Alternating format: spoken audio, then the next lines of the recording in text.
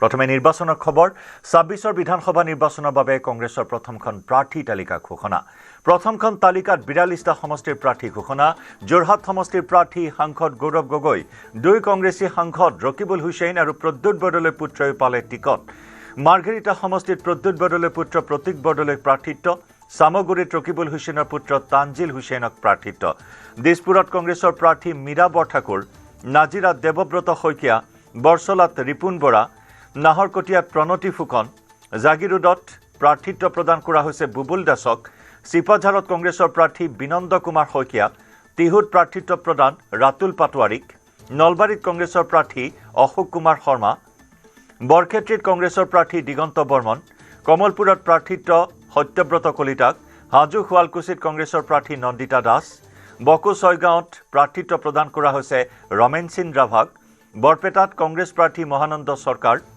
বঙাইগাঁৱত গিৰিশ বৰুৱাক প্ৰাৰ্থিত্ব গোৱালপাৰা পশ্চিমত মাৰ্কলিন মাৰাকক প্ৰাৰ্থিত্ব গৌৰীপুৰত আব্দুল সুবাহান আলী চৰকাৰক দিয়া হৈছে প্ৰাৰ্থিত্ব ইফালে দুলিয়াজানত প্ৰাৰ্থী হৈছে ধ্ৰুৱ গগৈ চাবুৱা লাহোৱালৰ প্ৰাৰ্থী প্ৰাঞ্জল ঘাটোৱাৰ ডুমডুমাত দুৰ্গা ভূমিজ বিপুৰীয়াত নাৰায়ণ ভূঞা জোনাইত ৰাজকুমাৰ মেডক লামডিঙত স্বপন কৰ ৰহাত উৎপল বনিয়া ৰূপহীহাটত নুৰুল হুদা সোণাৰীত উৎপল গগৈ ডিমৌত অজয় কুমাৰ গগৈ মাজুলীত ইন্দ্ৰজিৎ পেগু টিয়কত পল্লৱী শইকীয়া গোলাঘাটত বিতুপন শইকীয়া বোকাজানত ৰতন ইংটি ৰংখাঙত আগষ্টিন ইংহি লখিমপুৰত এম শান্তি কুমাৰ সিংহ উদাৰবন্দত অজিত সিং বৰখলাত ডক্টৰ অমিত কুমাৰ কালৱাৰ শিলচৰত অভিজিৎ পাল সোণাইত আমিনুল হক লস্কৰ দক্ষিণ কৰিমগঞ্জত জাকাৰিয়া আহমেদ পাথাৰকান্দিত কাৰ্তিক সেনা সিনহা আৰু ৰামকৃষ্ণনগৰত সুৰুচি ৰয় এয়া হৈছে ৪২জনীয়া প্ৰথমখন প্ৰাৰ্থী তালিকা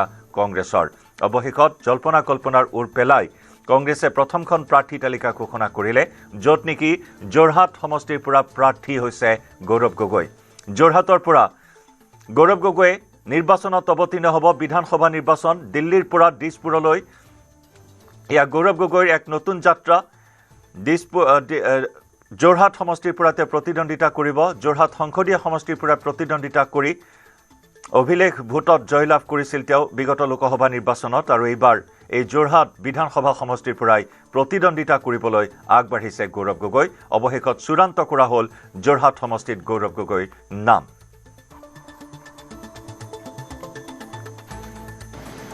যোৱা মাহত এটা সংবাদমেলত মই কৈছিলোঁ যে ফেব্ৰুৱাৰী মাহৰ শেষৰ ফালে বা মাৰ্চ মাহৰ প্ৰথম সপ্তাহত কংগ্ৰেছ দলে নিজৰ প্ৰথম তালিকা মুকলি কৰিব আৰু সেই অনুসৰি আমি আজি প্ৰথম তালিকা মুকলি কৰিছোঁ মই প্ৰদেশ কংগ্ৰেছৰ সভাপতি হিচাপে আমাৰ দলৰ শীৰ্ষ নেতৃত্বক মাল্লিকাৰ্জুন খাৰ্গে ডাঙৰীয়া সোনিয়া গান্ধী ডাঙৰীয়ানী ৰাহুল গান্ধী ডাঙৰীয়া প্ৰিয়ংকা গান্ধী ডাঙৰীয়ানী কেশুবেণু গোপাল ডাঙৰীয়া জিতেন্দ্ৰ সিং ডাঙৰীয়াক মই ধন্যবাদ জ্ঞাপন কৰিছোঁ কেন্দ্ৰীয় নিৰ্বাচনী সমিতিৰ সদস্যসকলক ধন্যবাদ জ্ঞাপন কৰিছোঁ যে আমাৰ দলটোক এনেদৰে তেওঁলোকে মাৰ্গদৰ্শন প্ৰদান কৰিছে লগতে মই ধন্যবাদ জ্ঞাপন কৰিবলৈ বিচাৰোঁ যোৰহাট লোকসভা সমষ্টিৰ ৰাইজক তেওঁলোকৰ বাবেহে আজি এই দায়িত্ব ল'বলৈ মই সক্ষম হৈছোঁ আৰু নিশ্চয় এই সময়ত যিসকলে আমাৰ কংগ্ৰেছ দলৰ সতীৰ্থসকল জ্যেষ্ঠসকল যিসকলে টিকেট লাভ কৰিবলৈ সক্ষম হ'ল মোৰ ফালৰ পৰা শুভেচ্ছা থাকিল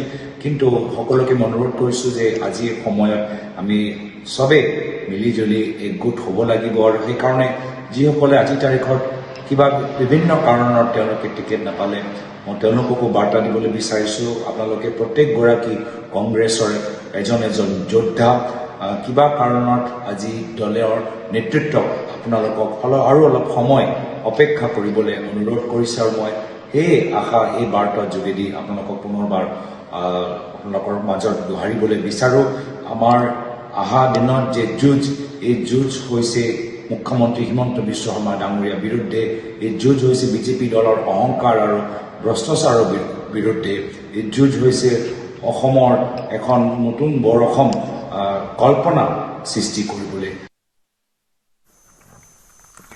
ইফালে কংগ্ৰেছৰ এই প্ৰাৰ্থী তালিকাখনক লৈ মুখ্যমন্ত্ৰী ডক্টৰ হিমন্ত বিশ্ব শৰ্মাই প্ৰকাশ কৰিছে প্ৰতিক্ৰিয়া কংগ্ৰেছৰ প্ৰাৰ্থী তালিকাখন বংশানুক্ৰমিক এখন তালিকা এই তালিকাত প্ৰাক্তন মুখ্যমন্ত্ৰী সাংসদৰ সন্তানে প্ৰাৰ্থিত্ব লাভ কৰা বুলি মন্তব্য মুখ্যমন্ত্ৰীৰ কংগ্ৰেছৰ যিখন তালিকা সেই তালিকাখন হৈছে ডাইনেষ্টিক পলিটিক্সৰ এটা ৰিফ্লেকশ্যন। প্ৰদ্যুৎ বৰদলৈ ডাঙৰীয়াৰ সন্তান, ডক্টৰ ভূমিধৰ বৰ্মনৰ সন্তান, প্ৰয়াত তৰুণ গগৈ ডাঙৰীয়াৰ সন্তান, প্ৰয়াত হিতেশ্বৰ শইকীয়া ডাঙৰীয়াৰ সন্তান, প্ৰয়াত মেম্বাৰ গগৈ ডাঙৰীয়াৰ বোৱাৰী, এই ধৰণে যদি ধুবুৰীৰ সংসদৰ সন্তান, এনেকৈ যদি চাব যায় কংগ্ৰেছৰ গোটেই প্ৰাৰ্থী তালিকাখন সতী সন্ততি কোনোবা নেতাৰ ল'ৰা ছোৱালীৰে বংশানুক্ৰমিক এখন প্ৰাৰ্থী তালিকা। আৰু কংগ্ৰেছে ঘোষণা কৰা প্ৰাৰ্থী তালিকাত বৰক্ষেত্ৰী সমষ্টিৰ পৰা প্ৰাৰ্থিত্ব লাভ কৰাৰ পিছতে প্ৰতিক্ৰিয়া প্ৰকাশ কৰিছে দিগন্ত বৰ্মনে। সমান্তৰালকৈ আন কেইবাজনে প্ৰকাশ কৰিছে প্ৰতিক্ৰিয়া কংগ্ৰেছৰ প্ৰাৰ্থী তালিকাক লৈ। মই ধন্যবাদ দিব লাগিব মোৰ বুথ কংগ্ৰেছ কমিটি, আমাৰ মণ্ডল Congress committee, block Congress committee, জিলা কংগ্ৰেছ কমিটি, তেওঁলোকে মোৰ ওপৰত আস্থা ৰাখিছে। আস্থা ৰাখি মোৰ নামটো তেখেতসকলে শীৰ্ষ নেতৃত্বলৈ প্ৰেৰণ কৰিছে আৰু শীৰ্ষ নেতৃত্বক মই ধন্যবাদ জনাইছোঁ। মোক পুনৰবাৰ তেখেতসকলে প্ৰাৰ্থিত্ব দিছে। মোৰ দায়িত্ব দুগুণে বাঢ়িল, ভয়ো লাগিছে, কাৰণ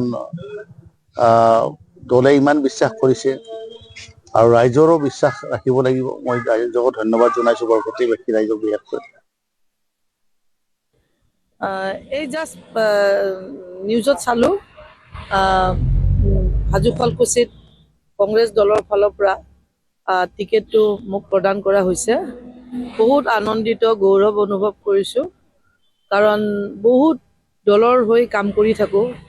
একদম তৃণমূল পৰ্যায়ৰ পৰা দলটোক শক্তিশালী কৰাৰ কাৰণে সদায় চেষ্টা কৰি থাকোঁ।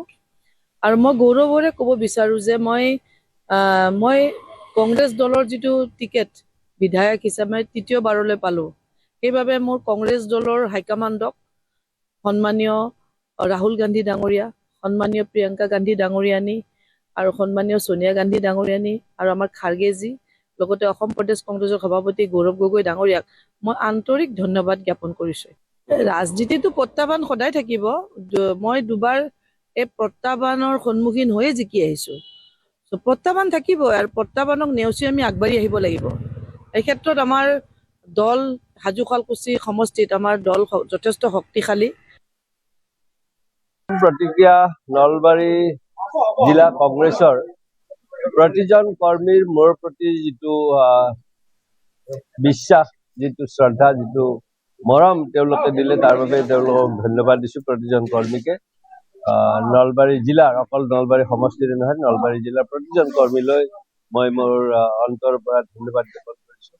আৰু আমাৰ দলৰ শীৰ্ষতম নেতৃত্বই মোৰ ওপৰত যি বিশ্বাস ৰাখি আগন্তুক বিধানসভা নিৰ্বাচনত মোক প্ৰাৰ্থিত্ব প্ৰদান কৰিছে, তাৰ বাবে তেখেতসকললৈ মই শতকোটি নমস্কাৰ জনাইছোঁ। আৰু গৌৰৱ গগৈ ডাঙৰীয়াৰ নেতৃত্বত অসমত এখন চৰকাৰ গঠন কৰাৰ কাৰণে আমি বদ্ধপৰিকৰ হৈছোঁ।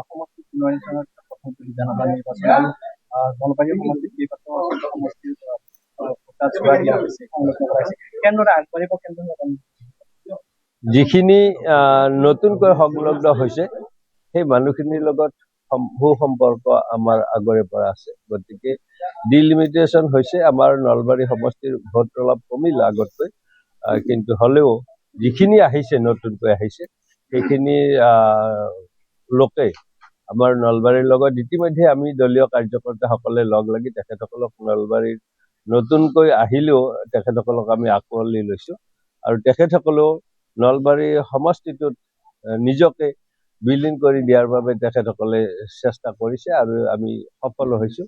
আৰু সেই প্ৰক্ৰিয়াই এতিয়া সমষ্টিটো দীঘলে বহুত হ'ল, বহলে অলপ কম হৈছে, হ'লেও আমাৰ সেইখিনি যিহেতু আমি কৰা নাই, গতিকে এটা প্ৰক্ৰিয়াত হৈছে। আমি সেইখিনিক সততাৰে গ্ৰহণ কৰি আমি নিৰ্বাচনী প্ৰক্ৰিয়াত আগবাঢ়ি যাম।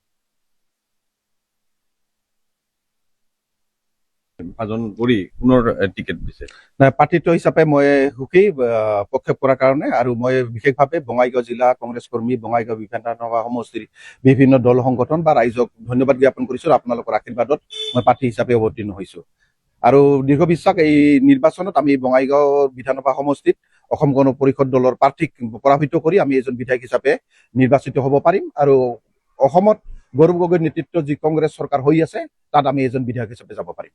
আপুনি 2006 চনতো প্ৰতিদ্বন্দ্বিতা কৰিছিলে, এইবাৰ প্ৰতিদ্বন্দ্বিতা কৰিব। যোৱাবাৰ তেতিয়াৰ বিধায়ক ফণীভূষণ চৌধুৰী আছিলে আৰু এইবাৰ যি সাম্ভাব্য প্ৰাৰ্থী অগপৰ দীপ্তিময়ী চৌধুৰী, অৰ্থাৎ ফণীভূষণৰ পত্নী এইবাৰ আপোনাৰ মূল প্ৰতিদ্বন্দ্বী হ'ব। গতিকে এইবাৰ কি হ'ব বা আপুনি কিমান আশাবাদী? নহয়, আমি সংগঠনৰ ওপৰত গুৰুত্ব দিছো। আমাৰ সংগঠন বুথৰ পৰা আৰম্ভ কৰি বেলৰ পৰা সকলোবিলাক অসম গণ পৰিষদ দলতকৈ আমাৰ সংগঠন যথেষ্ট শক্তিশালী।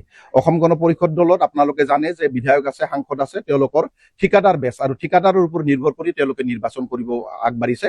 আৰু এটা কথা, অসম গণ পৰিষদ দলৰ সাংসদগৰাকীৰ বা বিধায়কগৰাকীৰ তেওঁলোকৰ এতিয়া জনমত নাই, জনমত তেওঁলোকৰ লগত নাই, কিন্তু তেওঁলোকৰ ঠিকাদাৰ আছে, টকা পইচা আছে, সেই ওপৰত নিৰ্ভৰ কৰিছে।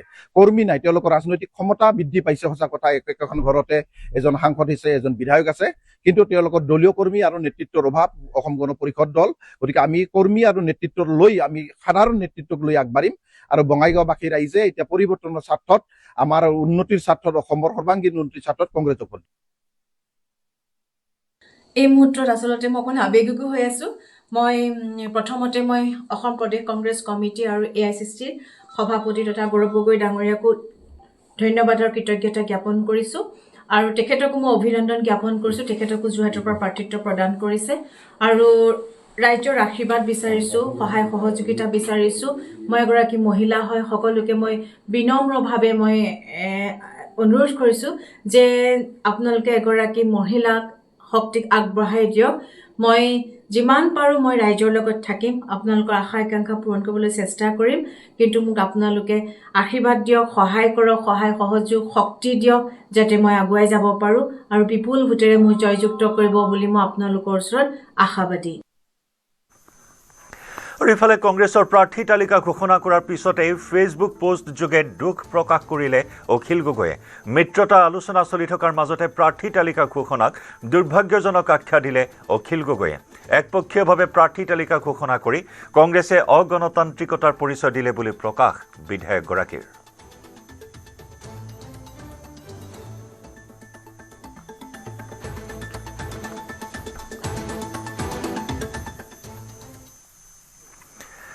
ব্লেকমেইলিঙৰ চিকাৰ হৈছে অখিল গগৈ। কংগ্ৰেছে ব্লেকমেইলিং কৰি আছে অখিল গগৈক। ৰাইজৰ দলক উপহাস কৰি কংগ্ৰেছৰ প্ৰাৰ্থী তালিকা প্ৰকাশ কৰাৰ পিছতেই এনেদৰে প্ৰতিক্ৰিয়া প্ৰকাশ কৰে মুখ্যমন্ত্ৰীয়ে। শেষত কংগ্ৰেছৰ মতে অখিল গগৈয়ে সকলো এৰিব বুলি মন্তব্য কৰি অকলেই শিৱসাগৰ জিকাৰ অখিল গগৈৰ সাহস নাই বুলি কটাক্ষ। 99.9% অখিল গগৈয়ে কংগ্ৰেছৰ ওচৰত আত্মসমৰ্পণ কৰিব বুলি মন্তব্য মুখ্যমন্ত্ৰীৰ। বৰচলাত ৰাইজৰ দলে টিকট বিচাৰি আছিলে, মাহ মৰা ডিমৌত ৰাইজৰ দলে টিকট বিচাৰি আছিলে, কিন্তু কংগ্ৰেছ দলে তাত প্ৰাৰ্থী দিছে। কালি হয়তো অখিল গগৈয়ে আত্মসমৰ্পণ কৰিব পাৰে, কিয় অখিল গগৈক শিৱসাগৰ ছিটটোত জিকিব লাগে। সেইকাৰণে অখিল গগৈ যে কংগ্ৰেছৰ লগত কাজিয়া কৰিব তাক মই নকওঁ, বাৰ্গেনিং কৰিছে। কিন্তু অখিল গগৈৰ গোটেই ৰাজনৈতিক ভৱিষ্যতটো কিহৰ ওপৰত নিৰ্ভৰ কৰিছে? শিৱসাগৰৰ ওপৰত। গতিকে তেওঁ শিৱসাগৰত কংগ্ৰেছ দলে প্ৰাৰ্থিত্ব দিলে তেওঁ নিজকে দুৰ্বল অনুভৱ কৰিব আৰু সেইকাৰণে কংগ্ৰেছ দলে তেওঁক ব্লেকমেইলিং কৰি আছে।